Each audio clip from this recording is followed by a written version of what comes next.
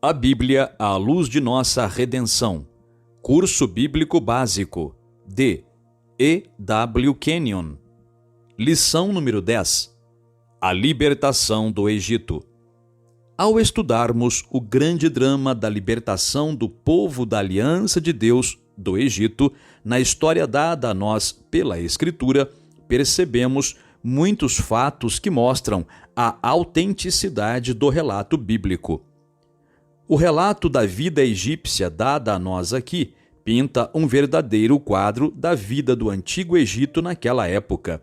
Mostra a autoridade que o faraó possuía em sua mão, além da autoridade que o faraó possuía neste período da história. A parte que mostra os mágicos do Egito operando milagres é uma representação fiel do poder que o antigo sacerdócio possuía. O sacerdócio egípcio era, na realidade, uma corporação investida de poderes mágicos, os quais eram exercidos a favor dos vivos e dos mortos. O relato bíblico de cada nome, incidente e costume descrito revela o verdadeiro Egito nesse período. A precisão e clareza de reflexão mostram que este relato foi escrito por alguém que conhecia os fatos. Êxodo, nos dando este drama do Deus da Aliança operando milagres em favor de seu povo, foi escrito por alguém que conhecia bem os fatos. Ele não foi escrito por um judeu babilônico por volta de 400 a.C., como alguns céticos diriam. Ele traz a marca do Antigo Egito, o qual Deus julgou. Arqueólogos têm descoberto construções feitas de tijolos, nos quais restolho foi usado ao invés de palha, como registrado em Êxodo, capítulo 5, versículo 12. O primeiro milagre. Moisés, em obediência a Jeová, agora se aproxima de Faraó em favor do povo da aliança de Deus. Veja Êxodo, capítulo 7, versículos 1 ao 7. Êxodo, capítulo 7, versículos 8 ao 13, nos dá o primeiro encontro de Moisés com Faraó e seus mágicos. O primeiro sinal dado foi a vara lançada ao chão que se transformou instantaneamente em serpente. Abre aspas. Lançou Arão o seu bordão diante de Faraó e diante dos seus oficiais, e ele se tornou em serpente. Faraó, porém, mandou vir os sábios e encantadores, e eles, os sábios do Egito, fizeram também o mesmo com as suas ciências ocultas, pois lançaram eles cada um o seu bordão, e eles se tornaram em serpentes. Mas o bordão de Arão devorou os bordões deles. Fecha aspas. Veja Êxodo, capítulo 7, versículos 10 ao 12. Alguns podem se surpreender com o poder pelo qual as varas dos sacerdotes egípcios se tornaram em serpentes também. Os espíritos que estavam identificados com os deuses dos egípcios, aos quais faziam seus pedidos, não os deixaram sem uma resposta. O ressurgimento do espiritismo em nossos dias e todos os fenômenos que não podem ser explicados como sendo truques mostram a operação de Satanás nos milagres quando isto lhe traz a adoração do homem. O conflito entre o Criador dos céus e da terra e os deuses do Egito começou desde o princípio. À luz disso, o milagre ocorrido na presença do faraó teve um significado surpreendente. Assim como a vara de Arão engoliu as varas dos mágicos, a religião que Deus estabeleceria engoliria as crenças ilusórias pelas quais os sábios do mundo procurariam um conhecimento e uma grandeza que todavia os deixaria, juntamente com seus companheiros, escravos de Satanás. As pragas. Estudaremos agora a história das pragas que destruíram o poderio do Egito e quebrantaram seu coração obstinado. Um sinal foi dado quando a vara foi transformada em serpente. O sinal foi desafiado pelos mágicos, fazendo com que o poder de Jeová fosse somente mais plenamente manifestado. Mas aquele foi somente um sinal e poderia ser facilmente esquecido. Por isso, Deus precisa recorrer ao juízo. A primeira praga foi aquela pela qual as águas do Egito se transformaram em sangue. A ordem divina veio a Moisés. Abre aspas. Vai ter com Faraó pela manhã. Ele sairá às águas. Estarás à espera dele na beira do rio. Fecha aspas. Veja Êxodo, capítulo 7, versículo 15. O leitor observará a ordem para encontrar o Faraó na beira do rio. Imediatamente percebemos uma gloriosa conveniência de tempo e lugar escolhidos. O deus do Nilo era uma personificação de Nu, um dos principais deuses pai do Egito e objeto de profunda veneração naquela parte do país. Sobre ele, portanto, Jeová, através dessa praga, impôs sua supremacia. É provável que o faraó fosse de manhã oferecer sua devoção a este Deus. Ao rei, então, enquanto estava diante do próprio altar de seu Deus, foi entregue a mensagem de Jeová. Foi algo impressionante. Aquele Deus e seus adoradores seriam julgados do mesmo modo. Abre aspas. Disse mais o Senhor a Moisés: Dize a Arão: toma o teu bordão e estende a mão sobre as águas do Egito, sobre os seus rios, sobre os seus canais, sobre as suas lagoas e sobre todos os seus reservatórios, para que se tornem em sangue. Haja sangue em toda a terra do Egito, tanto nos vasos de madeira como nos de pedra. Fecha aspas. Veja Êxodo, capítulo 7, versículo 19. Os filhos varões dos israelitas haviam sido lançados nas águas e agora Deus traria o pecado dos egípcios à sua memória. O rio de sangue contaria à terra e ao céu a história do que fizeram, e o horror de seus atos ressurgiria e se apegaria a eles. A segunda praga foi uma aflição bem conhecida e temida. Sua intensidade foi descrita em palavras, onde cada uma das quais deve ter ido aos lares e enchido de repugnância e pavor o peito de cada egípcio que ouviu as palavras de Deus através de Arão. Abre aspas. Eis que castigarei com rãs todos os teus territórios. O rio produzirá rãs em abundância, que subirão e entrarão em tua casa e no teu quarto de dormir, e sobre o teu leito e nas casas dos teus oficiais, e sobre o teu povo, e nos teus fornos, e nas tuas amassadeiras. As rãs virão sobre ti, sobre o teu povo e sobre todos os teus oficiais. Fecha aspas.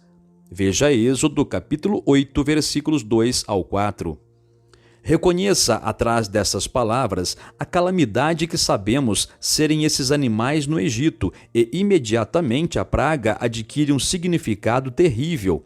Perdemos de vista a insignificância do instrumento ante a magnitude do castigo. A praga das rãs não somente foi um castigo terrível sobre o povo, mas também outro juízo sobre os seus deuses. As rãs sempre foram um grande transtorno no Egito e, desde o início, o afastamento delas era confiado a uma deusa chamada Requi. Ela aparece muitas vezes com a cabeça de rã. Tão importante era a função que ela tinha a cumprir que devia ser uma das deusas supremas de todo o Egito. Agora, o Deus da aliança dos israelitas, os escravos dos egípcios, novamente se mostra maior do que os deuses dos poderosos egípcios. Como o coração do faraó se torna mais endurecido, as pragas continuam a vir sobre eles. O livro do Êxodo, no capítulo 8, versículos 16 ao 19 e capítulo 8, versículos 20 ao 24, dão um relato das pragas de piolhos e então das moscas. Outro juízo foi manifestado contra os deuses dos egípcios, pois as moscas também eram adoradas no Egito. Primeiramente, um mero sinal foi dado quando a vara foi transformada em serpente. Então, um desconforto pessoal revelou o poder e desagrado de Deus. Mas agora, juntamente com o perigo trazido pelas moscas, suas vestes, móveis e ornamentos foram destruídos. Diz a Bíblia, abre aspas, e a terra ficou arruinada com estes enxames, fecha aspas. Na quinta praga, Deus vai ainda mais longe. Ele coloca sua mão sobre um dos bens mais valiosos dos egípcios, ou seja, o gado deles. O assunto não terminou quando o faraó disse não às exigências de Deus ou quando ele prometeu obediência e então se negou em cumprir sua promessa.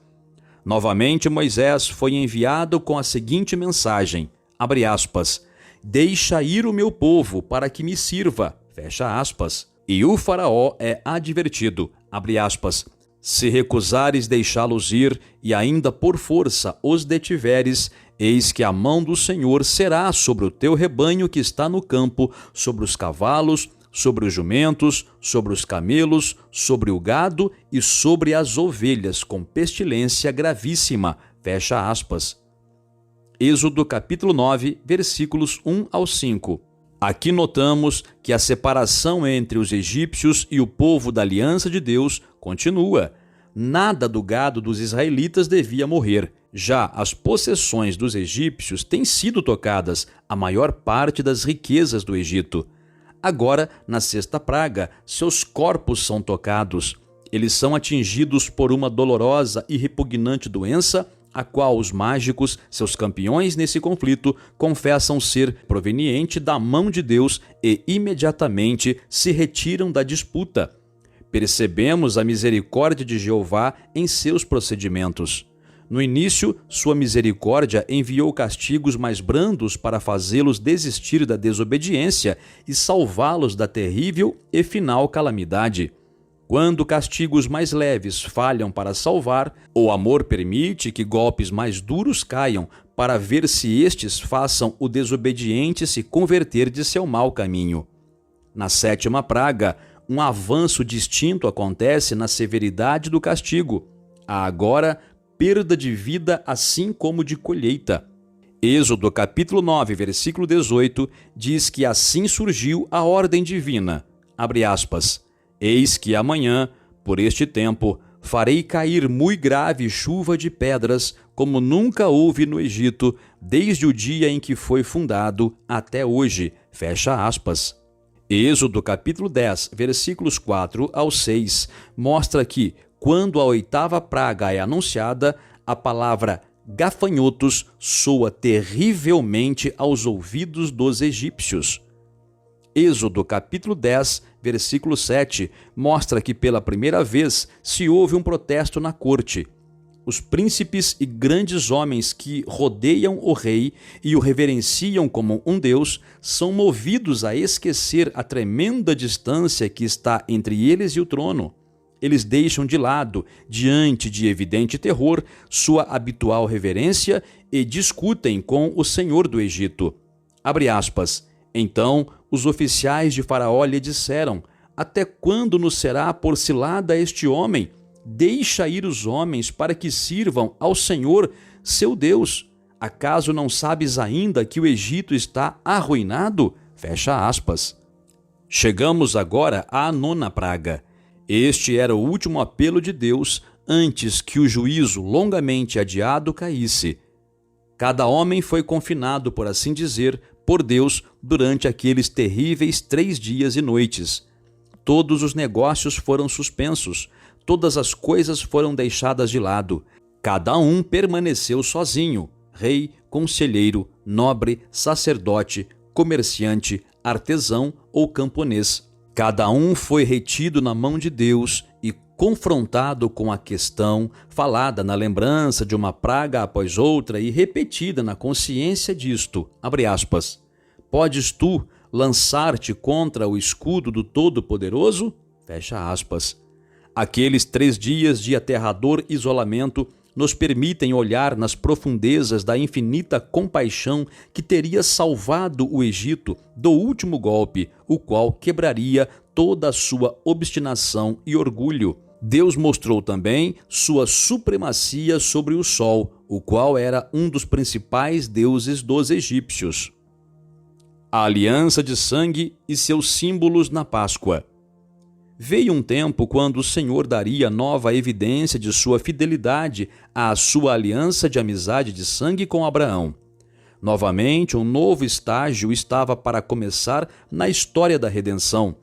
A descendência de Abraão estava no Egito e o Senhor tiraria essa descendência dali para a sua herança prometida em Canaã. Os egípcios se recusaram a deixar Israel ir ao chamado do Senhor.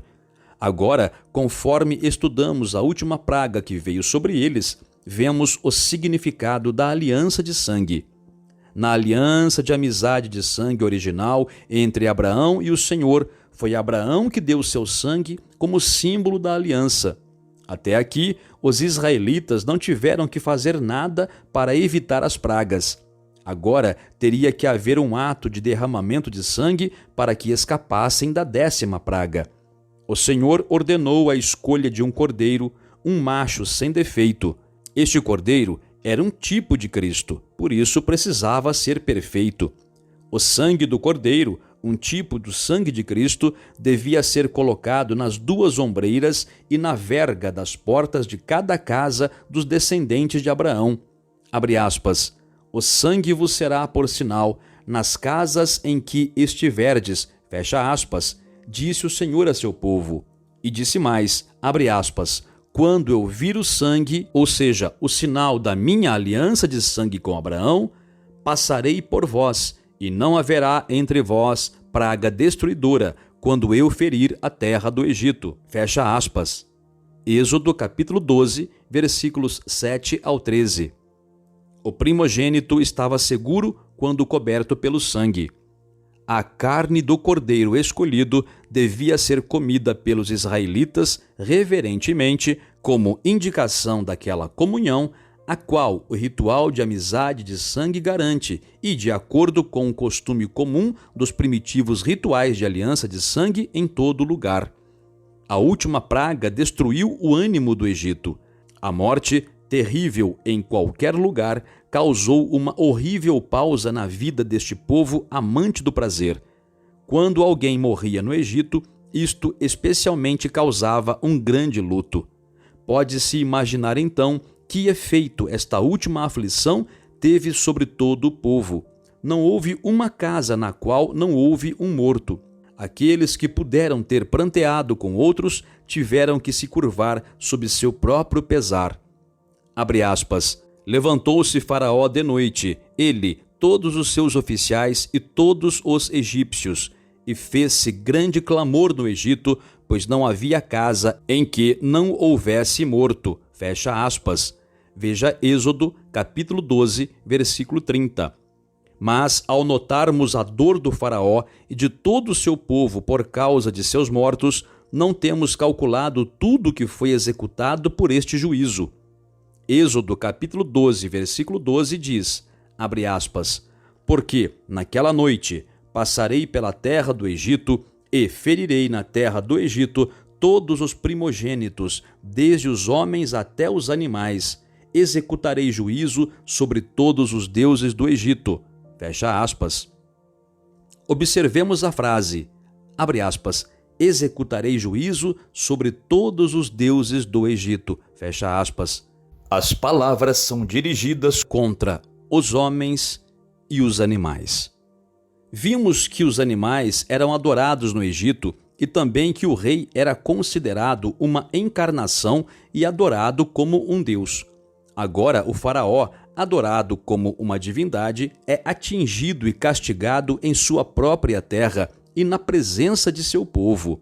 Seu herdeiro, que já havia sido saudado com honras divinas, repousa no silêncio da morte.